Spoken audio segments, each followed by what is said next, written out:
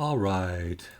So to fix the Swiss cheese stuff, I just went back in my undo history and just made this thing a little thicker. Okay, that's all it took. I could have gone through and done the pinch and inflate thing and redynameshed, but I got lazy, impatient. I want to get on with the good stuff here for you guys. Okay, so I'm just going to smooth that a little bit, that little intersection there. Okay. And I'm doing all this with a mouse right now. This is going to be much better for you guys if you have a tablet. Okay. But so here's kind of how I would go about turning this stuff into more, I don't know, more of an interesting fin-like or flowing fin-like shape. Okay. So I would start with the move brush, as I usually do with most things. Okay. And just start pulling and pushing some of these things around. Whoops.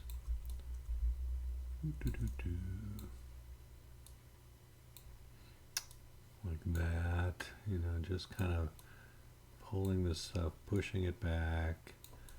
And this is why I don't get too worried about the exact shape of the fins when I'm making them with the curved brushes, because I know I'm going to be able to just do other things here. Okay, like so. All right. Now these are really huge, but that's okay. You'll get the idea when we're done here, I think. If I can't handle that anymore, I'm just going to push that in a little bit. It's making me a little bit nutty. They're like aircraft wings instead of more fin-like things. They're not really fins, are they? There's probably a better name for those, but I don't know what it is. Okay, you guys can look it up and tell me. Yeah, right. Okay, so you start with that just to kind of get a something that has more of a I don't know, something that looks like it's thin and is kind of moving through water. Okay, and that's kind of my mental place here where I'm thinking I want this to have a direction. So everything is kind of moving front to back here in terms of my concept. Okay, and then I'm going to use the standard brush. Okay, and the good thing about the standard brush, as opposed to something like clay buildup, is that the standard brush doesn't really add any geometry. Okay, it really just moves things around. And because of that, you can take advantage of that by, to get things to kind of have more of a flow to them. Okay, like so. Oops, now the other thing I would probably do if I was working on this is I would go through here and isolate these guys a little bit. Because I made these with that quad fill or whatever I used, they are now different polygroups. Okay, so I can hold down Control and Shift and click on these to isolate them. Okay, and then turn off polyframe here. And remember, all I really want to do is avoid getting into areas where it's going to interfere with the other part of the object. Okay, but by doing that, I can then do this without worrying about hitting other stuff. Okay, so I'm just going to hold on Option here and pull this out like that and push this a bit more like that. Again, Option is going to push in, no Option or Alt is going to pull out like so. Okay, so once I start to get something that I'm kind of liking here, I'm going to try and point those a little bit more because, again, they're in water. They're going to have this kind of interesting, characteristic of how they move through things. Okay. All right. So then, having done that, I'm kind of doing everything I kind of always tell you to do. Work from the general to the specific. Okay. And I can re-Dynamesh these without bringing the other stuff back. Okay. Okay, so I'm going to change this now and add an alpha. Okay, so maybe I just want this big round alpha here to kind of pull that out a little more, like that. That looks pretty good. Like that. Okay. And again, I've got symmetry on here, and I may want to, at some point I would probably turn that off, okay? Because I don't want these to look identical on each side. But that's kind of the last thing I would do. Okay, then I'm going to go down and look for something else that might be interesting, like this Alpha 62 here. So I'm going to go to the top and just try it out. Oh, that's not bad. Okay. Okay, so I'm just kind of, making that kind of a score in it. And I'm going to do another one here with Option down to kind of pull it out the other way. And you'll see that's now creating some nice interstitial folds, spaces in between here. Okay, like that. And I'm going to Dynamesh it, Control drag. Okay, like so. All right, that's starting to look interesting. Then what I can do, and I wanted to point this out to you, under brush, I think it's under alpha and texture. Yeah, you can tile this, okay? So when you tile an alpha, it's going to get smaller. So if I change this from 1 to, say, 4, and do the same thing, like in here, I'm going to get that kind of an effect. Now 4 is probably too much. Okay, so it's brush, alpha and texture, alpha tile. I'm going to change that to 2, and let's see what that does. Okay, so that's not bad. That's interesting. Okay, and then I kind of go back to what I talked about earlier with the lazy mouse. Okay, and I'm going to crank up the radius a bit because I want these to flow a little bit better here, like that. And see what that does? That gives you a bit more control over what's happening with that. Okay, now I really need this to be divided a bit more, okay, because I'm losing geometry and it's still really pretty low res. So I'm going to hold down Control and Shift and click outside here. That brings everything else back, okay, and I'm going to turn Dynamesh off after doing it one more time. Oh look, I got a few little holes there. That's okay, we'll deal with that in a minute. I'm going to leave them as is. I'm going to just turn that off because I want to divide this, okay? So Control D will divide this, and that's going to quadruple the amount of geometry there. And you can see how much smoother those look already, okay? Much, much smoother. Yeah, this got kind of weird in here. It kind of circled onto itself. I'll probably need to thin that out a bit more. Okay, and then at that point I can up my res here on Dynamesh and turn that back on if I want to. I'd probably go to 512 at this point. Dynamesh, okay. Oh, and I need to delete that subdivision. And if I click no, which I just did, it does that for you, okay? Like so. All right. All right, so these are looking kind of weird and thick up here.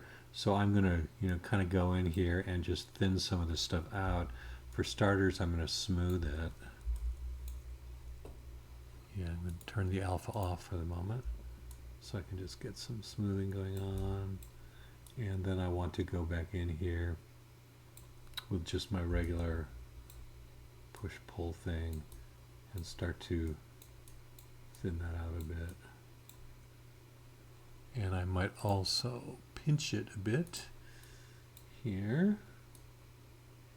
Pull that in, okay, like that. And pinch is a good, a kind of an interesting tool that it pulls geometry together.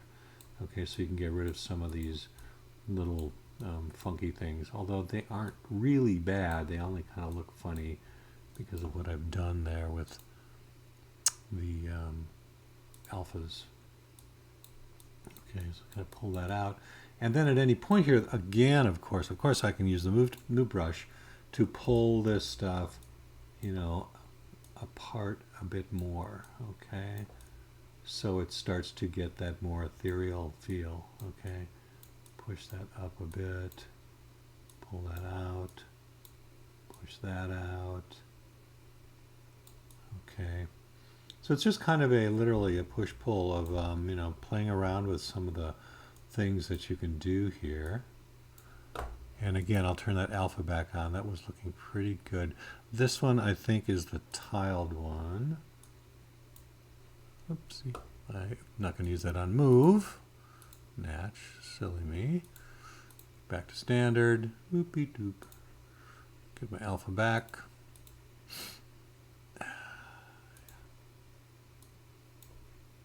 Yeah. Oh, that's much better. Yeah, that's starting to look decent there. Okay. Too much. All right. It's always kind of a push-pull thing here. Smooth those out. You do a little pulling. Oops, that's too much too. All right, so I'm going to turn that tiling back to 1. I kind of like the big shapes better for the most part.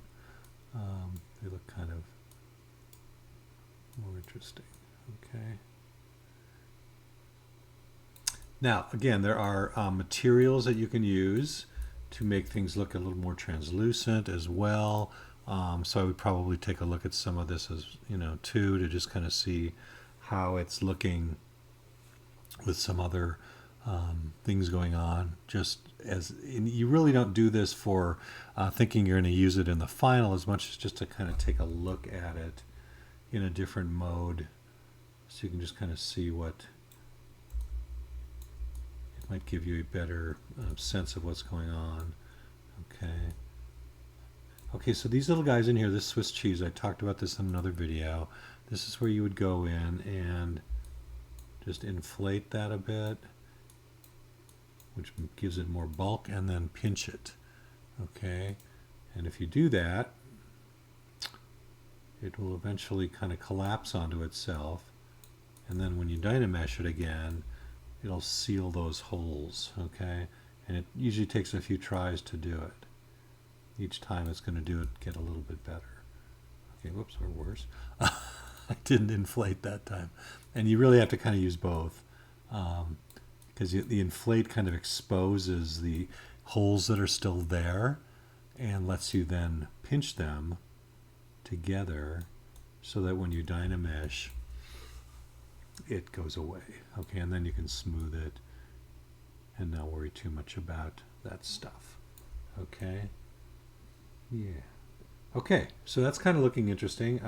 This I'd probably, I'm sorry, I'm going to start obsessing about this because, that's what I do. In here, I'd probably scoop this a bit more. So kind of hold Option and just kind of try and make that a bit more scoopular. Yeah, that's a word. Okay, as you start to do this, you can then start to, play with some of the, the shapes a bit more that you see, and either emphasize or de-emphasize them. Okay, so for like this guy down here, that would be a good place to put my alpha back. And the alpha is going to be determined as well by the size of your brush. So if you did want something smaller without tiling, you can go back in and just change your brush size, and it's going to give you that kind of an effect. Okay, like that.